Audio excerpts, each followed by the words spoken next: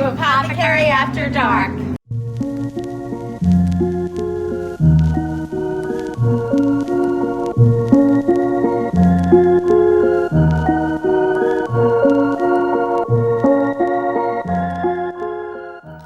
Hey everybody, welcome to another episode of Apothecary After Dark, Amityville Apothecary's official podcast.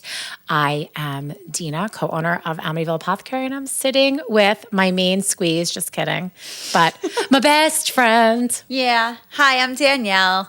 You know, we've known each other probably longer now than we haven't known each other, which is wild. So we're old. No, we're so happy that you're here with us. Yeah, welcome. A big update to share.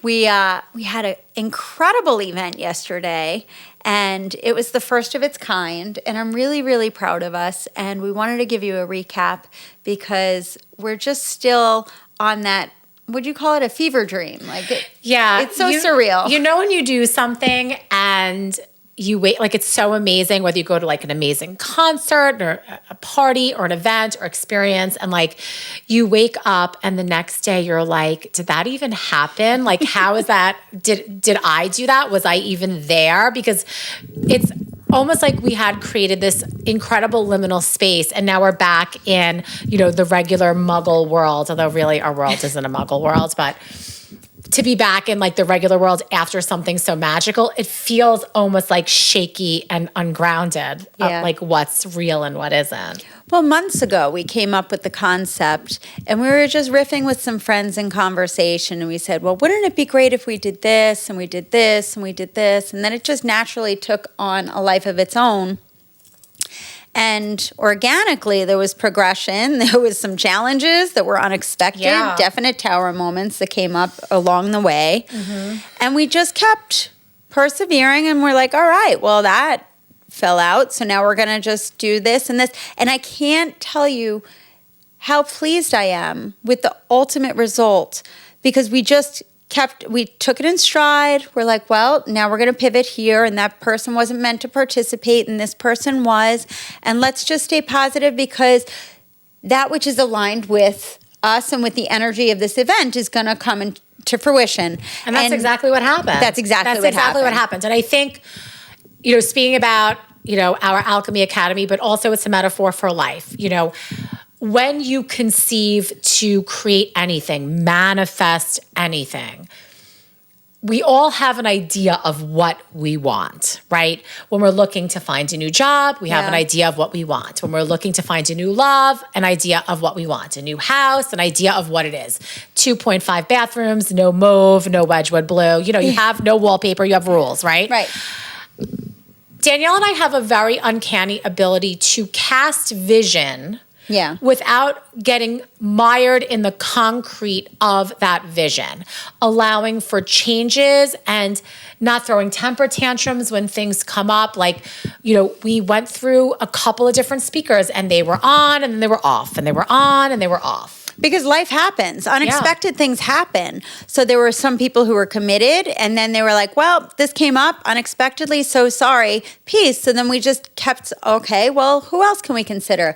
And we'll keep you in mind for a future event. Yeah. And just keep moving along so we continue the flow. Always with the core concept in mind, which was to create a beautiful day of divination and holding space and education, which culminated in what we named the Amityville Apothecary Alchemy Academy. Right. So that's the overriding theme. But the day itself was a day of, what did we call it? Devotion, spellcraft, Divination, spellcraft, and devotion. Right. For this specific one. It coincided with Samhain, Halloween, All Souls Day, All Saints Day. So we knew that the time of the year, the veil is thin. It starts spooky season. It's a great time to start your inner reflection, your shadow work, and to commune and communicate and honor our deceased loved ones. So with that in mind, we said, okay, here's the vision.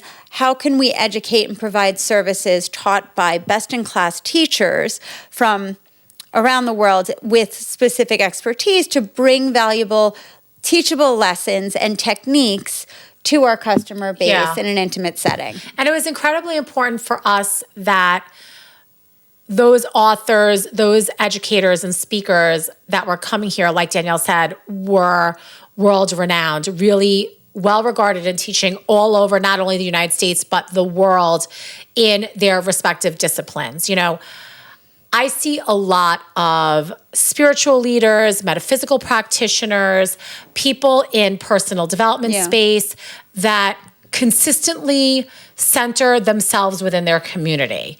Right. And that's really not what we're doing. While we're the ones here on this podcast, either you're listening to the sound of our amazingly sultry voices or you're watching us. It's our Long Island accent. We really are, though, looking to bring in people that you can learn from, not just us talking about it all the time. And I think it's incredibly important to make sure that you're learning from people that are willing to do that, that aren't, quote unquote, gatekeeping knowledge and just presenting it from their own mouth and perspective, but they're offering all different perspectives from all different types of people that look all different types of ways with all different types of experiences from all different walks of life, because our differing perspectives give us added insight and learning. So it can't be this homogenous craft ever. Yeah, so the day started at 9 a.m. For us, it started earlier, obviously, because we had to set up, and there was an event at the venue, so we couldn't set up the night before. So we started bright and early on daylight savings, no less. But you know, the team all came together. We set up the space. We had volunteers helping. Even the customers that they were coming in, they were like, "How could I help?" Oh, everybody was so excited. Putting out chairs, putting on tablecloths. It was lovely, and there was just a spirit of excitement as everybody came in. And we had one speaker that unfortunately had a family emergency and couldn't participate. We found out the day before. Another one of our presenters is like, I have 20 valuable lessons that I can teach at the ready. So we said, well, this is wonderful. So we started off the day with a deep dive into manifestation. And it was wonderful. Yeah. It wasn't even part of the curriculum, but it's something that people are looking for, tangible techniques and ways to, it's like a formula of how to bring things to fruition, from seed to completion, and then the cycle continues. And Absolutely. I think it was a perfect kickoff to the day. Yeah, it was. And of course, James, who taught that particular segment, his energy is just so big and cheery and sunshiny yellow that you can't help but be excited for like what's to come, for sure. Yeah, I'm excited that he was here. We brought him in from Seattle to come and teach because he's a palmistry expert, but he is a multi-talented and multi-faceted and highly skilled practitioner. So he has his own coven. He's a high priest of the coven. So the experience is not just and a tarot reader in his own right, a very as well. gifted tarot reader. Very good. His expertise is palmistry, so that's what he was teaching later in the day, which was incredible. But the fact that we kicked it off with manifestation, every single presentation, all tied together naturally and unexpectedly by every single different presenter. Yeah, it was really cool. And it was really one of those beautiful synchronicities how everything came together. Absolutely. So the second presentation was Jasmina Von Thiele. I think I'm butchering the pronunciation of her last name. But she is a practiced Romany witch, and generations of practices and techniques that have been passed on to her from her ancestors. She shared and taught a lot about the history. Which was amazing. Because you don't learn the context of what she calls survival trades. So when you are a people that's of a diaspora, meaning that you have to leave where you're from and you're sort of moving through different places, so you're living in places that you're not native to, what are the trades that you can safely practice to make money and survive? And palmistry and tarot reading and coffee and tea leaf reading were a part of that distinctive culture and how the practice really started. So having a real understanding of appreciation of practice versus appropriation of practice. Remember, gypsy isn't a word that we should be using, nor is it a Halloween costume, especially if you're in this space. We should know better. Right, because she actually educated everyone and said it's pretty much a racial slur against the Romany people. So if you've done it historically in the past because you didn't know, that's okay. She's not mad about it, but moving forward, let's do better, because you wouldn't do that to any other culture. And a big part of her mission is to educate and to advocate on behalf of her people and their trade. And it's really cool. So the fortune telling, we all participated in tea leaf reading. It was very cool to learn the technique and then to collaborate with all of our table mates and like not only examine our own cups, but look at each other's and find the symbols. And listen, Danielle, hero of the week, somehow, talk about master manifester, went into 2 stores and found like 60 antique cup and saucers. I did. Everybody got their own unique cup and saucer set, and it was so fun. Everybody loved it. So that was part of the goodie bags. And they got to like pick their own pattern too. So we had them laid out. So when they walked in, they got to pick the teacup and saucer that spoke to them. But they were happy about that. It was great. It was really cute. But I got one I like. Who finds that many teacups? It's one of my hidden skills. Yes, she found it. I was like, okay. Right on top of that rose. She got it.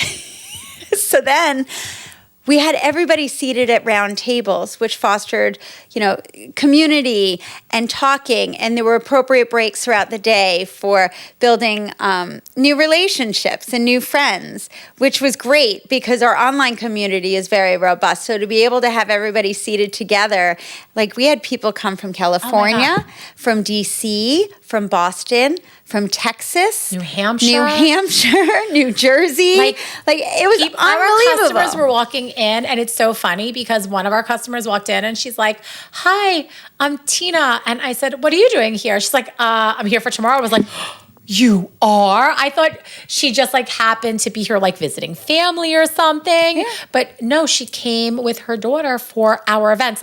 Amazing. I can't even describe to you guys how it feels for somebody to have such faith in what we're trying to create that they traveled and put in that time expense and monetary resource. Like I am so honored and deeply humbled that people would do that to be in the room where we're in the room too. It was just so blew my mind. So our customer Kelly came from Northern California, and she is just an amazing human. And I'm so grateful that we now have this beautiful relationship. She lives here now. We might kidnap her. But she goes, I just felt compelled to come. So I booked a flight and I came, and I've never done anything like this before. And it far exceeded any expectation I had. She said, hands down, this is the best thing I have ever done for myself. Amazing. And I said, Kelly, you can't imagine, that's one of the best compliments you can give to us, because we just really consider ourselves basically psychic cruise directors. Yeah. That we facilitate and guide and bring people together. And we're like, well, we can offer you this and we can offer you this. And so that's a big part of what we do, because we connect people to what their calling is or what their practice is evolving toward and help guide them. It might not be our practice. It might not be native to our culture or something that we even really fully understand. Yeah. However, we want to have the tools for you, the practitioners for you, the knowledge for you. So it makes meaning in your life because it's about your practice. Yeah. We don't want thousands of people that are practicing and doing and saying what we do, because my practice is unique to me, Danielle's is unique to her, and yours should be unique to you. And it really aggravates me when I see spiritual leaders that are creating carbon copies of themselves in this very odd discipleship. It's just, I think that's very weird. It's weird. It gives the ick. Yeah. So if you find that, don't do that. Just you do you, because those are your unique gifts. Yeah. So it's just so beautiful. So then after lunch, James Divine, who has the divine hand palmistry technique. You might be learning about that soon. We'll see.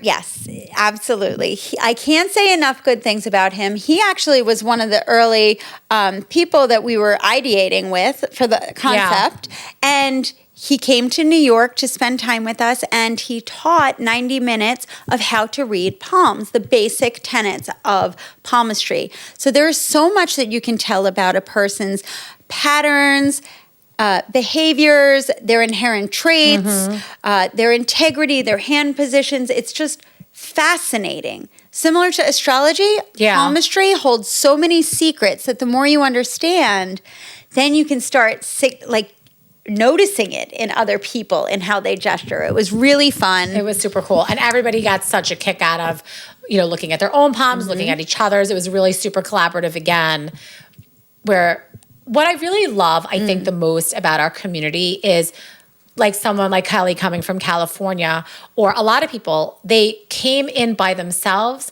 but they didn't stay by themselves nor leave by themselves because everybody made friends. Everybody, it just became such an incredible community in that room by the time that day was done, where we're all like bonded to each other. It was a very special experience. So the last presenter of the day was Sasha Graham, who is such a magnificent human being. She is an incredibly talented tarot teacher, tarot writer, tarot deck creator. She's a gifted actress, so she's an extraordinary communicator. Yeah. She is evocative in how she words things that people are just moved and compelled to listen and learn. And she did such a beautiful job because she taught a segment called Seducing Your Shadow using tarot. So how you can do that shadow work, the introspection, those aspects of your personality or your behaviors of things that trigger you that you can recognize and say, this is interesting. Why am I feeling triggered? Is it something within myself? And then doing that plot twist, it's always something within yourself. Always. But it's that awareness that our society at large fails to pause and do that type of work. And once you do that work, you can really make enormous impact for your own life and interacting with others. Yeah, absolutely. So that was extraordinarily powerful. And then she did a beautiful meditation. Gorgeous. But the most amazing aspect was the closing ritual, which was a silent supper in honor of our ancestors and our deceased loved ones. And it was so profound because Jim helped write the ritual in accordance with his coven. And we all participated. We welcomed in the elements. We welcomed in. We used all of the metal and wood and stone. Like different athames. I welcomed in the fae. I love those little fairies. It was but we all walked. We all were in a circle facing each other, which was so beautiful as a community, all connected, and we had a community altar with photos and tokens representing our loved ones. We had a meal. We acknowledged noble silence to honor them and to have a meal with them. Yeah.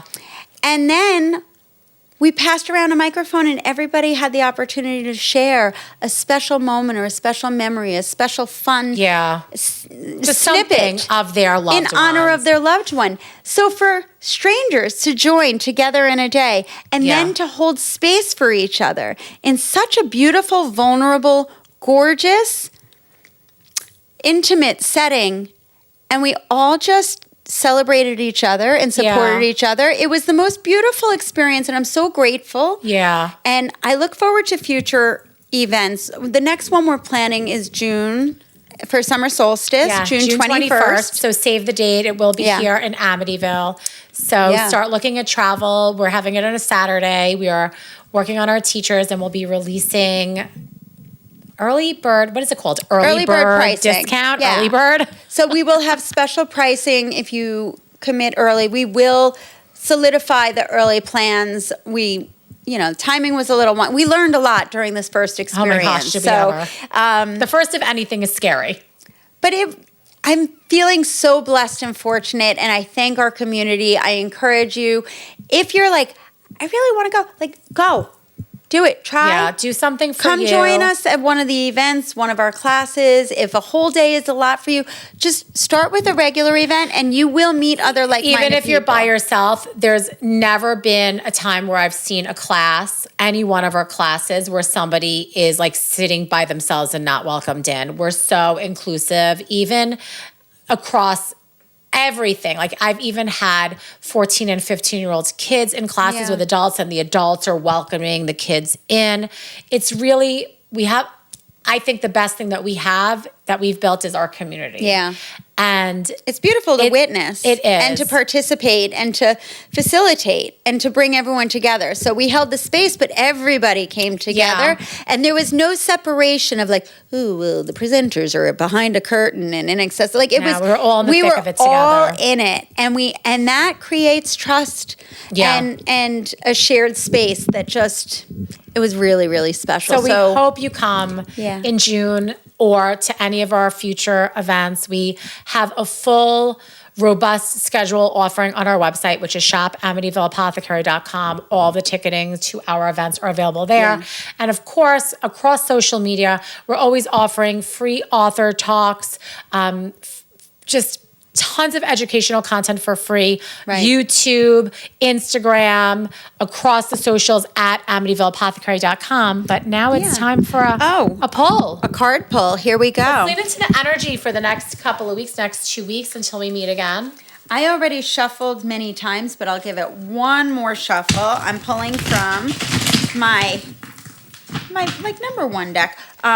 It's her number one girl. Yeah, my Light Seers Tarot. Oh it. my gosh, the Two of Cups. It's perfect. So the Two of Cups, there's a rainbow of energy pouring into the cups. It's all about, the cup overfloweth and emotions and working with others beautifully in harmony and balance and mutual respect. And I think it's a perfect card for what we just experienced. King of Pentacles. I'm never going to kick the King of Pentacles out of bed ever. Really interestingly, I'm writing about the King of Pentacles now. So that's, hi, sir. I will finish writing about you. For me, the King of Pentacles is really the culmination of a successful life and an understanding of manifesting the life you want with the tools that you have in a way in which you can not only support yourself and your family, but have enough to give freely to others as well. So I love this. Maybe this is a reminder. What do you have in your life in abundance that you can give freely to others in relationship? It might not be monetary. Is it an extra plate of food? Is it clothes? Is it holding space for somebody? Because cups is about emotion. Can you give them the emotional support that you have in excess? So think about where you can maybe help out, give others in a communal way. Mentorship. Yeah. And we're so thankful for you. Yeah, absolutely. Thank you so much for being part of our community. Yeah. Thank you for joining us. Thank you for sharing this podcast. And come and visit us at the shop anytime and let us know how we can support you. Have a good one, guys. All right. See you next time. Bye. Thanks so much for listening to us today. We look forward to connecting with you again soon, so be sure to come back for the next episode. And make sure to follow us on social media. It's the fastest way you can get in touch with us at Amityville Apothecary, Instagram, Facebook, TikTok, and YouTube. And of course, subscribe to this podcast. We are eternally grateful for your support.